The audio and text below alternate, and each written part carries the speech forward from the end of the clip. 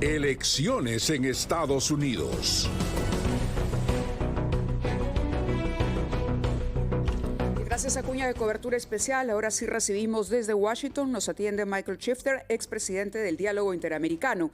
Señor Shifter, muy buenos días y muchísimas gracias por compartir con nosotros este programa de ampliación de noticias. Muy buenos días, un gran gusto estar con ustedes.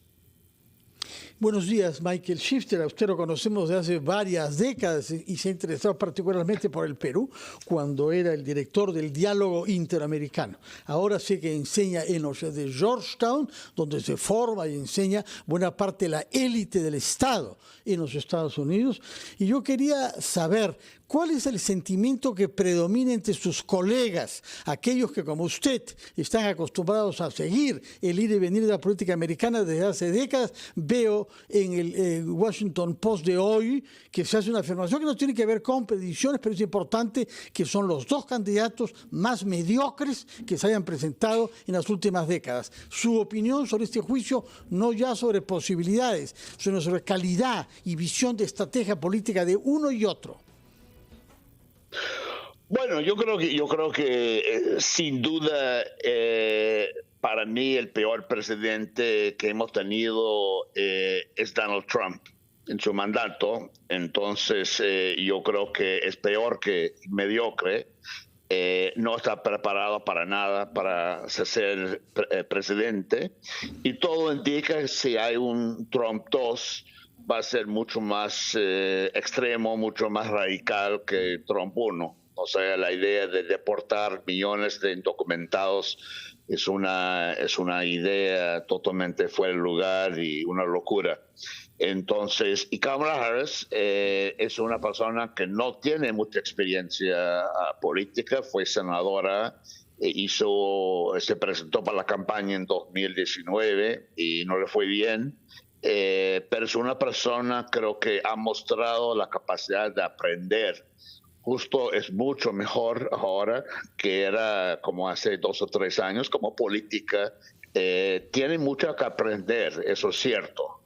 No está a nivel que necesita estar, pero la buena noticia es que es una persona que es siempre muy trabajadora, muy capaz, que cuando era en California y como vicepresidente, creo que en el último año o 2 años ha mejorado notablemente, y eso creo que para mí es mucho mejor calificado y mucho más seria y preparada para ser presidente que Donald Trump.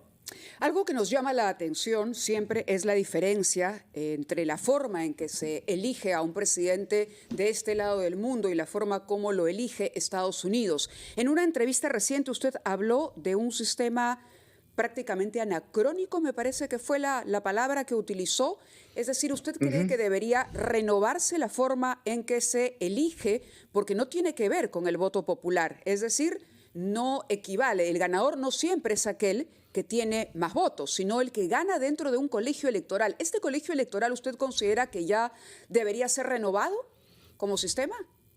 Yo creo que sí, debería ser renovado, pero al mismo tiempo soy realista y creo que es poco probable que va a ser renovado, porque hay un partido político que tiene mucho interés en que las cosas siguen como están. No olvidamos que en el año 2000 Al Gore ganó el voto popular y el presidente fue George W. Bush, que ganó en el colegio electoral. Y también en 2016 Hillary Clinton ganó a Donald Trump por casi 3 millones de votos en el voto popular, y como todos sabemos, él ganó en el colegio electoral. Entonces, para mí, lo más lógico sería que quien sea presidente es que consigue más votos. pero lamentablemente no es el sistema que tenemos, entonces todo el mundo enfoque sobre 5, 6, 7 estados claves y se olvidan del resto del país. Esto no, para mí no es muy sensato. Señor Shifter, yo le ruego que nos acompañe un instante durante una pausa, después de la cual quisiéramos comprender qué ha cambiado en la composición social del electorado norteamericano para que nos hallemos ante esta situación de incertidumbre. O, preguntado de otra manera, ¿por qué es que el Partido Demócrata ya no se comunica como era tradicional con los sectores populares, con los sectores sociales que no tienen grados universitarios? Nos lo contestará, por favor, después de la pausa, señor Shifter. Los norteamericanos. Quedó planteada la pregunta a Michael Shifter. ¿Por qué es que el Partido Demócrata no corresponde ya con su electorado tradicional? Y estamos suspendidos a ver qué va a pasar en 3 estados del norte, industriales, y 4 estados del sur, agrarios. Bueno, yo creo que ambos partidos han cambiado de manera dramática, tanto los demócratas como los republicanos. Los demócratas, casi toda mi vida, los demócratas estaban muy el partido de la clase trabajadora. Eso es histórico. Y esto empezó a cambiar cuando el partido empezó con algunos temas sociales, culturales, y se mostró muy distanciado de su base. Y se transformó en un partido mucho más de las élites. El factor, el indicio más relevante para saber quién va a votar hoy en el país es si tiene educación universitaria o no. Si tiene educación universitaria, la probabilidad es que va a votar por demócrata, por Kamala Harris. Si no tiene, lo más probable es que vote por Donald Trump. Y fue al revés casi toda mi vida. Pero los demócratas perdieron contacto, perdieron conexión con su base, y con globalización y los cambios tecnológicos y demográficos y todo tan rápido en el país, creo que la base se sintió muy olvidado y quedaron atrás. Y republicanos, con Donald Trump enfrente en la última década sobre todo, ha ganado ese sector no universitario, sobre todo blancos y sobre todo hombres. Entonces, en eso estamos en una situación que ambos partidos han cambiado de manera dramática su base fundamental. Claro, cambió también la sociedad norteamericana. Ahora, cualquiera sea el candidato que gane, va a enfrentar un escenario de polarización bastante seria, donde no parece haber punto medio. Pero, sin embargo, ha advertido que de ganar Donald Trump, además, también podría correr riesgo el propio sistema democrático, las instituciones que en un primer momento resistieron. Leía que había señalado usted antes, pero que su enorme preocupación tiene que ver con eso, con la propia base democrática en manos de un gobierno trumpista. Así es. Él ha sido muy claro que él quiere terminar la Constitución. Él ha dicho eso. Yo creo que la Constitución, la propia Constitución de Estados Unidos está en juego. Su retórica, su mensaje no tiene mucho sutileza.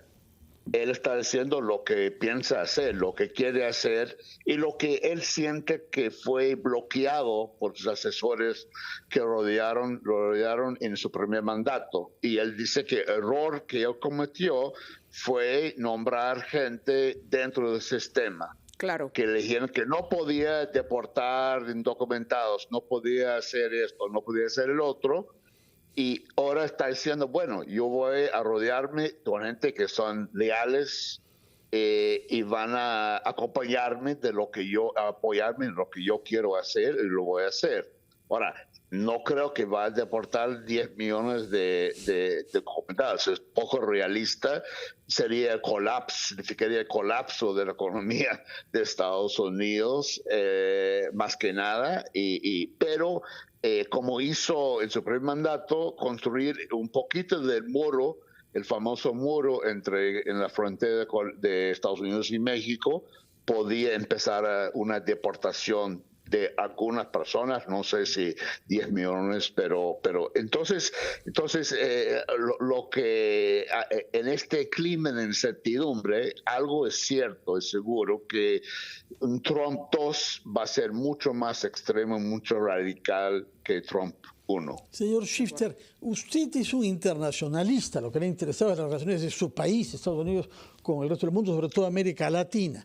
Y lo que hemos visto en esta campaña es que a la América Latina se le menciona solamente por el tema de la inmigración y por las malas razones, para sostener algunas barbaridades como que hay latinoamericanos como los haitianos que se están comiendo a las mascotas de los habitantes de Ohio. Usted conoce esa célebre afirmación. Ahora, la pregunta es, ¿por qué hemos llegado a este distanciamiento en la práctica económico con Estados Unidos? Hay muchas quejas por inversión china en el Perú y en América Latina, en el puerto de Chancay, entre otros.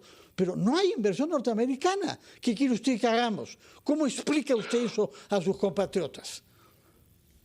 Bueno, esto ha sido un tema de frustración para mí en toda mi carrera, ¿no?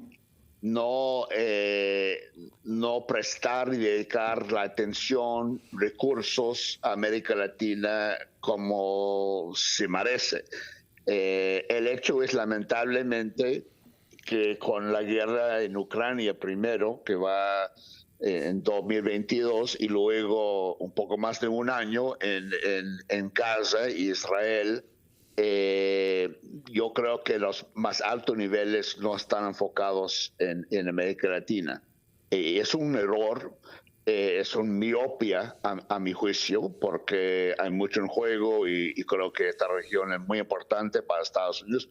Todas las cifras indican eso, pero simplemente están concentrados y consume la atención la guerra de Rusia y Ucrania y ahora el Medio Oriente y el Pacífico también. Entonces aquí cercana, como siempre, y esto es algo que lleva muchos años, que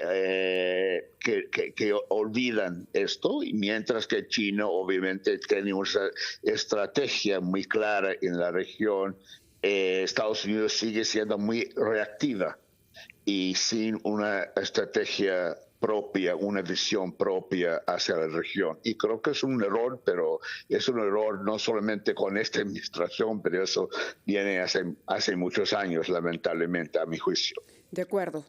Michael Shifter, muchísimas gracias por haber estado con nosotros abriendo este programa especial en el que vamos a dedicar tiempo a analizar lo que sucede en los Estados Unidos en el día de la elección. Muy amable, muchas gracias y buenos días. Al contrario, gracias a ustedes, muy amable. Buenos días.